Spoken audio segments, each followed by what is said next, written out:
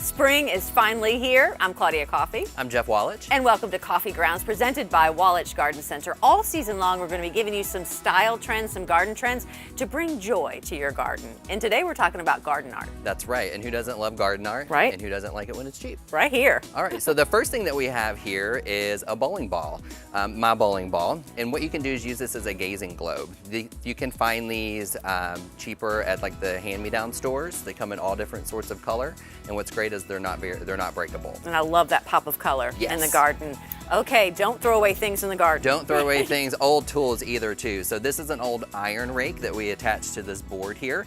You can use it as many different things. This is really cool, like a really neat little wine glass holder. You can use it to put your keys on, or even use it as a coat rack too. Entertaining in the garden. Yes. Okay, this hose, this is so creative. So we all have those kink-free hoses, so don't throw those away, especially because they're gonna end up in the landfill. Add a really cool bow onto it, and then you have a nice piece of artwork that you can hang on the door, or you can hang on a shed. Put on your fence or something. Exactly, you can switch things out every season too. Okay, we have this picture frame. Now this is free, because I found it on the side of the road. Of course you did. But a lot of these picture frames you can find at your hand-me-down stores, anywhere from $1 to $5. You can either leave them crusty rusty as is, or you can spray paint them. Is crusty rusty the new shabby chic? Yes, that's kind of my definition of it. Or you can add a color to this You sure as can. well. Last but not least, I'm loving this door. Love it.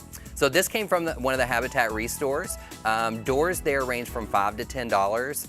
Slap a coat of paint on it, put some decals, some chalkboard paint on it, and you're good to go. And put this, maybe slide into an area that you want to conveniently hide. Yes, that's right, like garbage cans or just a trouble spot in your garden. Love all these tips. For more, go to wallitsch.net.